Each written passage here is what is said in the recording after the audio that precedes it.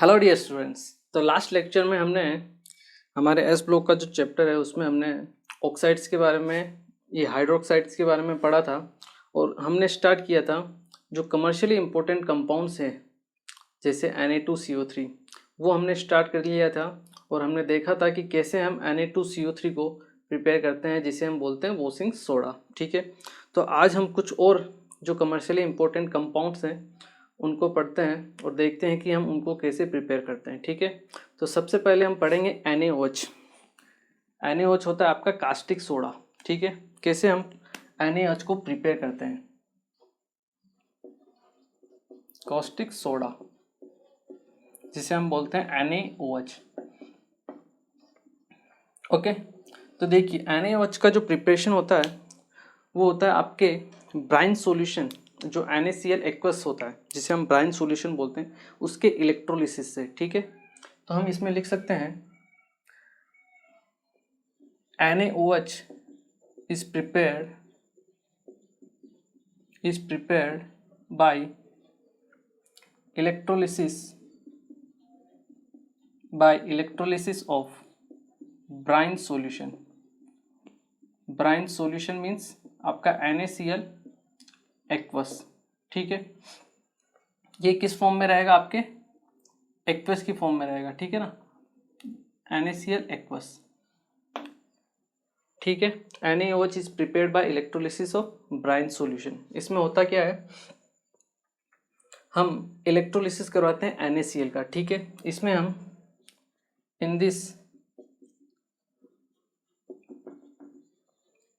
इसमें हम क्या करते हैं, जो आपका सोडियम होता है, ठीक है, इसमें हम लेते हैं आपका कैथोड और एनोड। ठीक है, कैथोड लेते हैं हम मरकरी का। ठीक है, किसका, मरकरी का। In this we use mercury cathode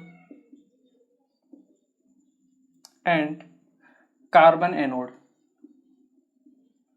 और एनोड हम किसका लेते हैं, कार्बन का। ठीक है, नेक्स्ट में क्या होता है, आपका जो सोडियम होता है Na+, उसका होता है वहाँ पे रिडक्शन। कहाँ पे, कैथोड पे। तो हम वीकेंड से हम कह सकते हैं कि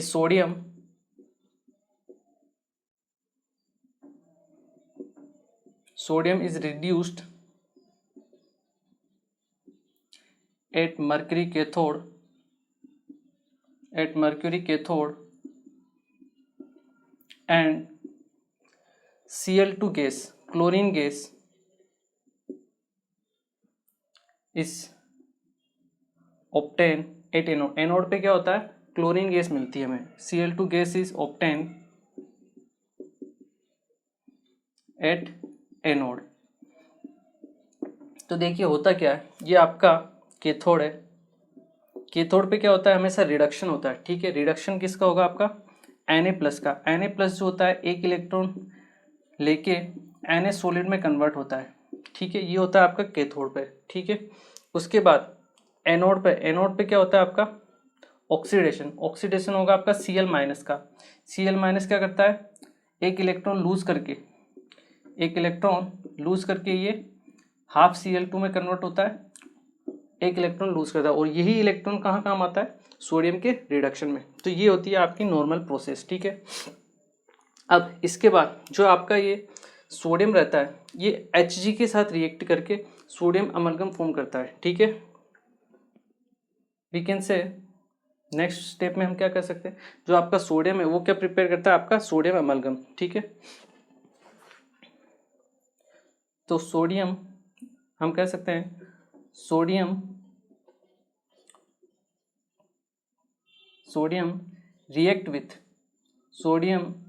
react with mercury to form sodium amalgam.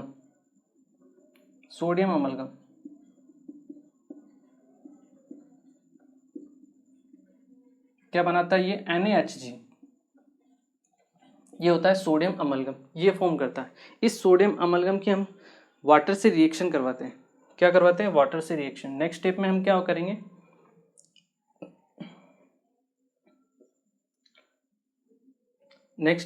करेंगे, सोडियम अमलगम जो होगा उसकी वाटर के साथ रिएक्शन करवाएंगे। ठीक है, sodium amalgam reacts with water and form NaOH। और क्या करता है ये NaOH फॉर्म करता है। देखिए कैसे, NaHG है आपका, ठीक है, ये H2O के साथ रिएक्शन शो करेगा और NaOH बनाएगा, साथ में आपका Hg भी जनरेट होगा। इसको हम रिएक्शन को बैलेंस कर सकते हैं। NaH2 twice Na twice Hg, H2O, H2 कितने, 2H2, एक ऑक्सीजन और साथ में क्या निकलेगी आपके, हाफ ऑक्सीजन, ठीक है। तो इस टाइप से हम रिएक्शन को बैलेंस भी कर सकते हैं। तो सोडियम अमलगम की रिएक्शन हम जब दोबारा वाटर के साथ करवाते हैं तो आपको सोडियम हाइड्रोक्साइड मिलता है, Hg दोबारा रीजनरेट हो जाता है और साथ में ऑक्सीजन निकलती है। तो ये प्रोसेस होता है किसका, इसको हम बोल सकते हैं प्रिपरेशन, ठीक है ना। क्या बोल सकते हैं,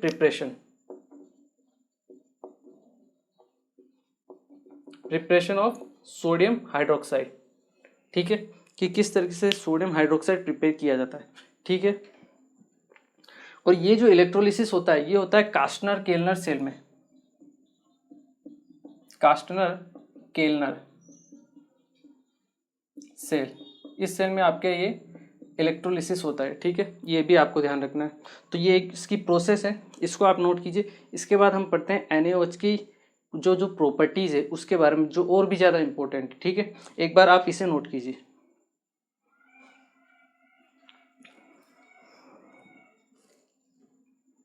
देखिए अब हम पढ़ते हैं NaOH की प्रॉपर्टीज़ के बारे में, कि जो NaOH है उसकी क्या क्या प्रॉपर्टीज़ होती है।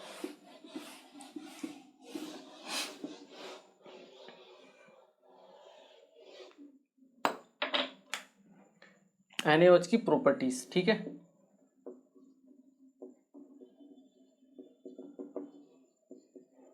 एक तो ये वाइट क्रिस्टलाइन सॉलिड होता है, ठीक है, इट इज वाइट क्रिस्टलाइन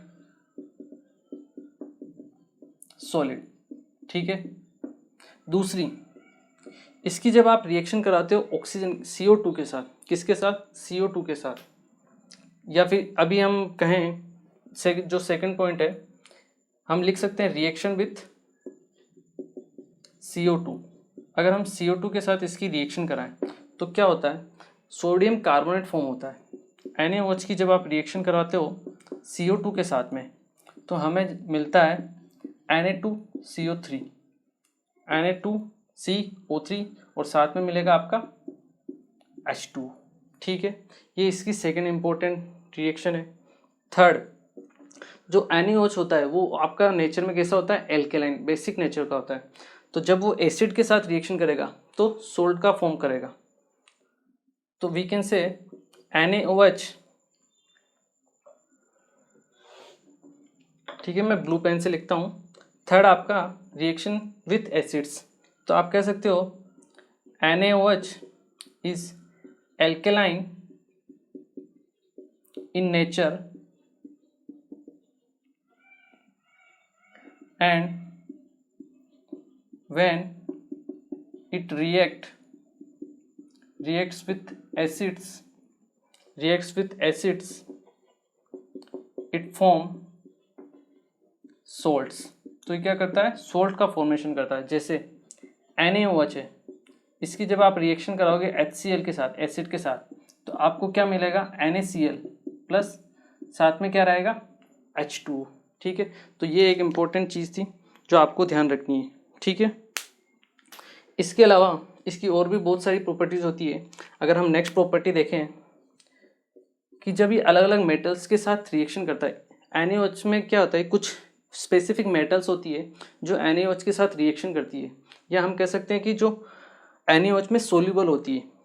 उन मेटल्स में आपके होती है एक तो एसन टिन, एक होती है जिंक, एक होती है लेड और एक होती है एल्यूमिनियम। ये चार मेटल्स जो होती है ये आपके क्या होती है, NaOH में सोल्यूबल होती है। these metals are soluble in NaOH, ये एक इम्पोर्टेंट पॉइंट है जो आपको याद रखना है, ठीक है। जब ये रिएक्शन करेगी आपकी NaOH के साथ, जैसे जिंक ने रिएक्शन की आपकी NaOH के साथ, तो क्या बनाएंगे ये सोडियम जिंकेट, Na2Zn O2, इसे हम बोलते हैं सोडियम जिंकेट, ठीक है, Na2Zn O2, ठीक है, साथ में H2 गैस निकल जाएगी। इसके बाद अलावा अगर हम लेड की रिएक्शन करवाएं Pb, उसकी अगर आप NaOH से रिएक्शन कराओ तो सोडियम प्लम्बेट आपको मिल जाता है, ठीक है, साथ में H2 गैस, ठीक है। लेकिन अगर आप एल्यूमिनियम की रिएक्शन कराओ, किसकी, एल्यूमिनियम की रिएक्शन NaOH के साथ, तो यहाँ पे आपको मिलता है सोडियम मेटा एल्यूमिनेट NaAlO2, ये क्या होता है आपका सोडियम मेटा एल्यूमिनेट, ठीक है, NaAlO2, ये इंपॉर्टेंट है जो आपको ध्यान रखना है, ठीक है। इसके बाद यहाँ नोट करो आप, फिर हम इसकी एक और रिएक्शन पढ़ते हैं, रिएक्शन विथ हेलोजन, ठीक है। ओके, देखिए अब हम इसकी फिफ्थ रिएक्शन पढ़ते हैं जो कि और भी ज़्यादा इम्पोर्टेंट है, वो है रिएक्शन विथ हेलोजन, कि हेलोजन के साथ रिएक्शन करके ये क्या शो करती है, ठीक है। जो आपकी फिफ्थ रिएक्शन है वो आपकी रिएक्शन विथ हेलोजन। जब ये हेलोजन के साथ रिएक्ट करती है तो देखिए, जब आपकी NaOH या आपकी X2 मतलब आपकी हेलोजन, ये दो टाइप से आपकी रिएक्शन करेगी, ठीक है, दो टाइप में आपकी रिएक्शन करेगी। एक तो करेगी आपके जब आपका NaOH क्या हो, कोल्ड एंड डाइल्यूट NaOH, जब आपके पास कोल्ड एंड डाइल्यूट NaOH हो तो ये जो हेलोजन होती है इसमें केवल आपके Cl2 Br2 और I2 ही आएगी, ठीक है ना, F2 नहीं आएगी। जब आपके कोल्ड एंड डाइल्यूट NaOH के साथ रिएक्शन करती है हेलोजन, तो आपके एक तो NaX फॉर्म होगा जिसको हम बोलते हैं सोडियम हेलाइड, और साथ में बनेगा आपके पास NaOX, इसको हम बोलते हैं सोडियम हाइपोहेलाइड। क्या बोलेंगे, सोडियम हाइपोहेलाइड, ये होता है आपका सोडियम हेलाइड, ठीक है। सेकंड,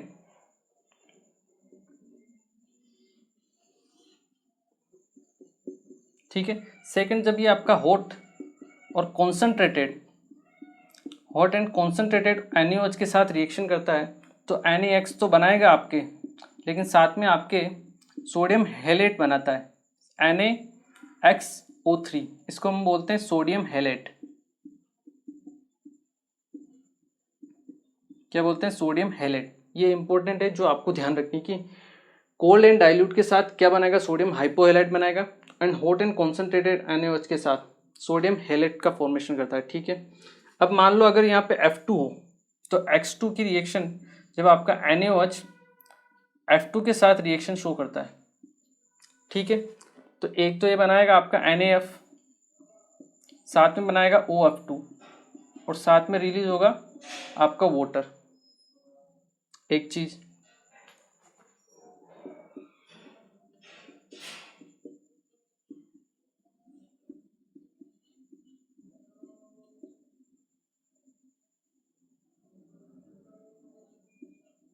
जब आपका इसके साथ कोल्ड के साथ F2 के साथ रिएक्शन करेगा तो NaF OF2 और H2O बनाएगा, ठीक है। और जब हॉट के साथ F2 होगा तो वो आपका NaF और O2 तो बनाएगा, H2 भी साथ में रिलीज होगा, ठीक है ना। इस रिएक्शन को आप बैलेंस भी कर सकते हो, करना चाहो तो ट्वाइस NaF NaF2 OF2, या 2 हो जाएगा। ऑक्सीजन आपके कितने हो गए, 1 और 2, यहाँ पे 2 ऑक्सीजन है, हाइड्रोजन 2, रिएक्शन आपकी बैलेंस है। इसी तरह यहाँ पे भी आप रिएक्शन को बैलेंस कर सकते हो, 2 NaF F2 हो गया, H2O H2 हो गया, एक ऑक्सीजन, यहाँ पे 3 ऑक्सीजन है, यहाँ पे 2 है, तो यहाँ पे 1/2, यहाँ पे भी 2 ऑक्सीजन और यहाँ पे भी 2 ऑक्सीजन, ठीक है। तो ये रिएक्शन है जो आपको ध्यान रखनी है, इंपॉर्टेंट रिएक्शन है NaOH की हेलोजन के साथ। जब क्लोरीन, ब्रोमीन और आयोडीन होता है कोल्ड एंड डाइल्यूट कंडीशन में NaX प्लस सोडियम हाइपोहेलाइड बनाता है, और जब हॉट एंड कॉन्सेंट्रेटेड कंडीशन होती है तो क्या बनाता है आपका NaX प्लस सोडियम हेलाइड का फॉर्मेशन करता है। ठीक है, ये इंपॉर्टेंट रिएक्शन है जो आपको याद रखनी है। ठीक है, इसको नोट कीजिए आप इसके बाद हम कुछ और जो आपके कमर्शियली इंपॉर्टेंट कंपाउंड्स हैं उनके बारे में पढ़ते हैं। एक बार आप इसे नोट कीजिए। ओके, तो आई होप ये आप लोगों ने नोट कर लिया होगा।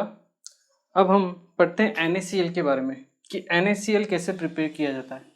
NaCl होता है आपका जो आपका सोल्ट होता है, ठीक है ना, सोडियम क्लोराइड।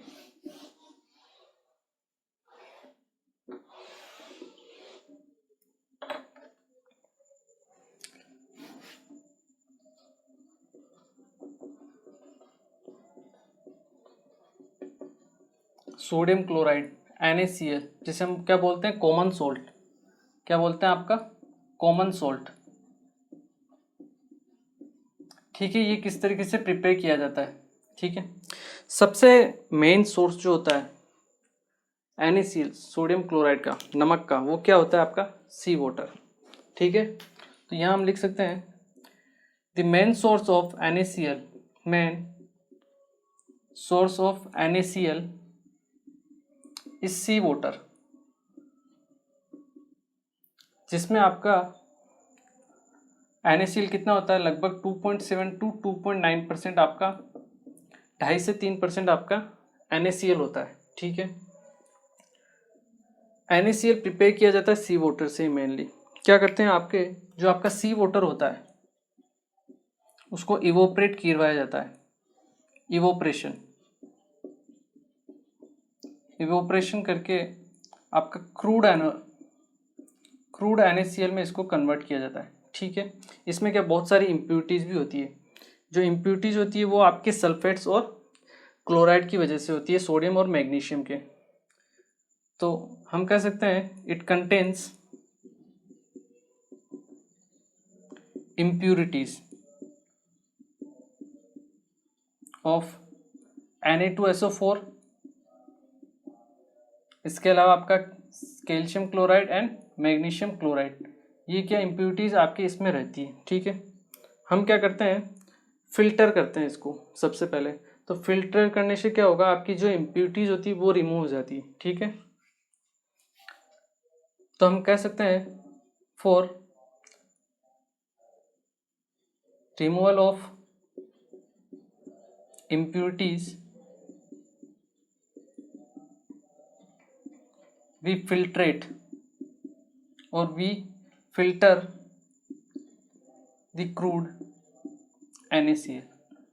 तो हम क्या करते हैं, जो आपका NaCl है उसको फिल्टर करते हैं। फिल्टर करने से क्या होगा, आपकी जो भी इम्प्यूरिटीज़ होगी वो आधी तो क्या हो जाएगी, आपकी मोस्टली रिमूव हो जाएगी। ठीक है, उसके बाद क्या होगा, आपका जो ये NaCl का सॉल्यूशन बचा उसको हम सेचुरेट करवाएंगे HCl गैस के साथ।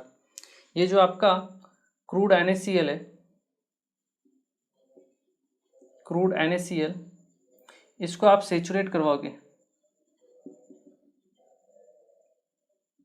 सेचुरेट विथ HCl के साथ। जब आप इसको सेचुरेट करोगे, मतलब रिएक्शन करवाओगे, तो आपको क्या मिलेंगे, प्योर NaCl मिलेगी, प्योर NaCl। और इसको आपके NaCl के क्रिस्टल मिलेंगे जो क्या होंगे, प्रेसिपिटेट हो जाएंगे। ठीक है, और आपकी जो बाकी की इम्प्यूरिटीज होती है वो क्या होती है, लेस सोल्यूबल होती है, या हम कह सकते हैं ये आपका प्रेसिपिटेट हो गया।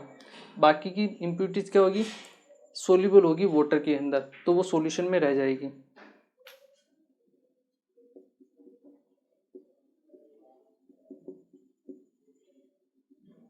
Impurities of calcium chloride and magnesium chloride, ये क्या होंगे, आपकी सोल्यूबल होंगे in water, soluble in water, so they remain in solution, they remain in solution, वो क्या रहेंगे, आपके सॉल्यूशन में ही रह जाएंगे। ठीक है, तो NaCl की बिल्कुल सिंपल सी है, इसकी प्रिपरेशन का जो मेथड है सिंपल सा है।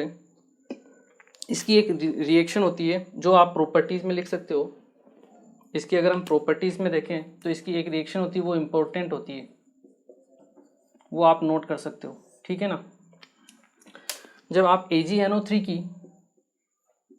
AgNO3 की रिएक्शन कराते हो आप NaCl से, तो आपको NaNO3 मिलता है और साथ में मिलता है AgCl।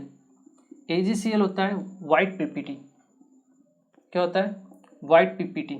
ये इंपॉर्टेंट है। AgCl का जो कलर होगा प्रेसिपिटेशन का वो क्या होगा? वाइट, ठीक है। तो ये एक इम्पोर्टेंट रिएक्शन है जो NaCl शो करता है, ठीक है। इसके अलावा ये तो इम्पोर्टेंट हो ही गया आपका सोडियम क्लोराइड, इसको नोट कीजिए हम। फिर इसके बाद हम एक और कंपोनेंट इसका अपना कंपाउंड पढ़ लेते हैं, वो है आपका सोडियम बाइकार्बोनेट। वैसे उसकी प्रिपरेशन ऑफ मेथड हमने पहले ही देख ली है कि हम उसको सोडियम कार्बोनेट से बनाते हैं, ठीक है। लेकिन फिर भी हम यहाँ पे एक बार और देख लेते हैं, ठीक है।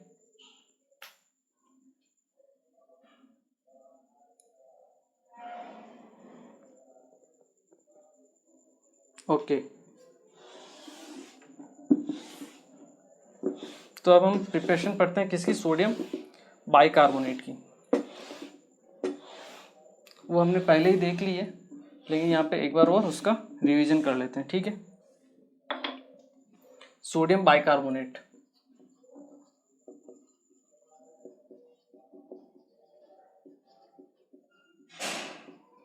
जिसे हम बोलते हैं NaHCO3। सोडियम बाइकार्बोनेट जो बनाया जाता है वो सोडियम जो कार्बोनेट होता है उसको उसका सेचुरेशन या मतलब उसकी रिएक्शन करवाई जाती है किसके साथ? CO2 के साथ। इससे ये आपका सोडियम बाइकार्बोनेट बनता है। तो हम इसमें लिख सकते हैं NaHCO3 is formed by saturating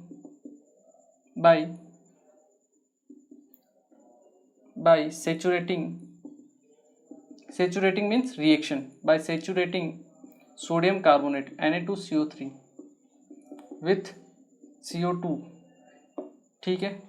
reaction क्या होती है आपकी? Na2CO3 की रिएक्शन करो आप CO2 प्लस H2O से, क्या बनेगा आपका? NaHCO3। ये हमें पता है कि ये क्या होता है? लेस सोल्यूबल होता है और प्रेसिपिटेट हो जाता है, ठीक है। तो इस तरीके से हम सोडियम बाइकार्बोनेट को फॉर्म कर सकते हैं, ठीक है। तो ये कुछ कंपाउंड्स थे, कॉमन कंपाउंड्स, और उनकी रिएक्शंस थी। आप एक बार इसे नोट कीजिए, फिर हम और आगे बढ़ते हैं, ठीक है।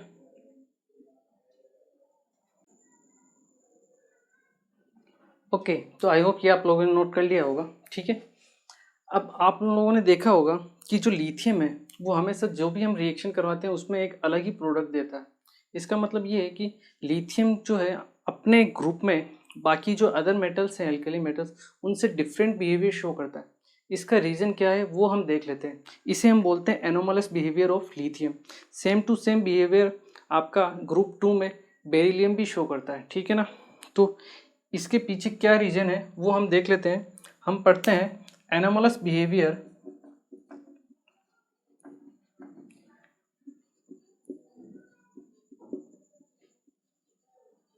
Of lithium. इसके पीछे पीछे क्या क्या रीजन्स है? तो अगर आप रीजन्स में देखोगे तो सबसे फर्स्ट रीजन जो आता है आपका वो आता है इनका स्मॉल साइज। इनका साइज क्या होता है? बहुत ही स्मॉल होता है, ठीक है। तो रीजन में फर्स्ट रीजन क्या आएगा? Small size. मैं आपको शॉर्ट फॉर्म में लिखा देता हूँ। पहला जो रीजन है स्मॉल साइज। स्मॉल साइज होने की वजह से इनकी जो आयनाइजेशन एनर्जी होती है वो क्या होती है? अधिक होती है, मोर आयनाइजेशन एनर्जी, ठीक है। और थर्ड जो वेरी मच इम्पोर्टेंट है कि इनमें वैकेंट डी ऑर्बिटल नहीं होते, ठीक है। ये सबसे इम्पोर्टेंट है। absence of vacant d orbitals। तो ये तीन मेन रीजन है जिसकी वजह से आपके बेरिलियम और लिथियम एबनॉर्मल बिहेवियर शो करते हैं, ठीक है। ये तीन रीजन है, इसको आप नोट कीजिए। इसके बाद हम देखते हैं वो कौन कौन सी प्रॉपर्टीज़ हैं जो लिथियम जो है आपके एल्कली मेटल से डिफरेंट शो करता है। वो वैसे हमने पढ़ ली है, लेकिन हम एक बार उनको साथ में और पढ़ लेते हैं, ठीक है ना। तब तक आप इसे नोट कीजिए। ओके, तो देखिए अब हम पढ़ते हैं कि क्या क्या डिफरेंस है लिथियम और बाकी अदर एल्कली मेटल्स में। ठीक है, क्यों लिथियम इतना इम्पोर्टेंट है, तो हम कह सकते हैं, पॉइंट बना के लिखिए आप topic, difference from other alkali metals, कि जो आपकी दूसरी अल्कली मेटल्स हैं उनमें और लिथियम में क्या क्या डिफरेंस और क्या क्या प्रॉपर्टी शो करता है। ठीक है, अगर लिथियम की हम बात करें तो लिथियम एक तो होता है आपका हार्ड होता है, इसके मेल्टिंग पॉइंट और बॉइलिंग पॉइंट क्या होते हैं, हाई होते हैं। Lithium is much harder and its melting point and boiling points are high.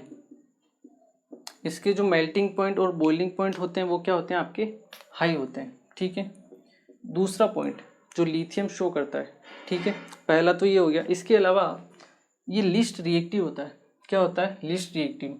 Lithium is least reactive, इसकी रिएक्टिविटी क्या होती है, कम होती है, बट ये एक स्ट्रॉन्गेस्ट रिड्यूसिंग एजेंट होता है, बट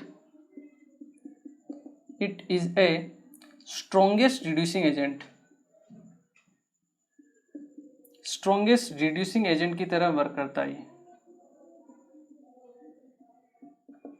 ये तो हुई सेकंड। थर्ड, लिथियम का जो ऑक्साइड होता है, जब एयर के साथ रिएक्शन करता है लिथियम तो लिथियम ऑक्साइड बनाता है। ठीक है, जबकि आपके जो दूसरे मेटल है वो परऑक्साइड बनाते हैं और सुपर ऑक्साइड बनाते हैं। ठीक है ना, लिथियम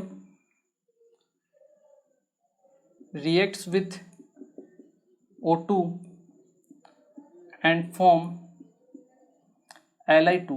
बाकी दूसरे मेटल्स क्या होते हैं, आपके परऑक्साइड और सुपर ऑक्साइड बनाते हैं। And also when lithium reacts with N2 it forms nitride Li3n। Lithium क्या करता है, लिथियम नाइट्राइड फॉर्म करता है। बाकी दूसरे जितने भी मेटल्स हैं आपके, लिथियम नाइट्राइड, वो जितने भी मेटल है वो नाइट्राइड फॉर्म नहीं करते, केवल और केवल लिथियम ही नाइट्राइड का फॉर्मेशन करता है। ठीक है, इसके अलावा ये क्रिस्टलाइज होता है हाइड्रेट के फॉर्म में। It crystallises as a hydrate in LiCl.2H2। इस फॉर्म में क्या होता है, क्रिस्टलाइज होता है, हाइड्रेट हो जाता है, मतलब वाटर के साथ इसके क्रिस्टल फॉर्म होते हैं। बाकी जितने भी आपके अदर एल्कली मेटल्स हैं उनमें ये प्रॉपर्टी नहीं पाई जाती है। ठीक है, ये फोर्थ प्रॉपर्टी हुई। फिफ्थ प्रॉपर्टी हम देखें इसके नाइट्रेट के बारे में। तो जब जो लिथियम के नाइट्रेट होते हैं, जब उनको हीट किया जाता है तो आपको पता है क्या बनता है, लिथियम का ऑक्साइड बनता है। बाकी लिथियम का एक तो ऑक्साइड बनता है और एक नाइट्रेट बनता है। ठीक है, बाकी के जो दूसरे मेटल्स होते हैं उनके नाइट्राइट फॉर्म होते हैं। ये मैंने आपको बताया था रिएक्शन विथ नाइट्रोजन में। ठीक है ना, तो हम कह सकते हैं व्हेन LiNO3 लिथियम नाइट्रेट को जब हीट किया जाता है, when lithium nitrate is heated it form lithium oxide, Li2O form करता है, Li2O एंड NO2 फॉर्म करता है। ठीक है, whereas other nitrates, whereas other metal nitrates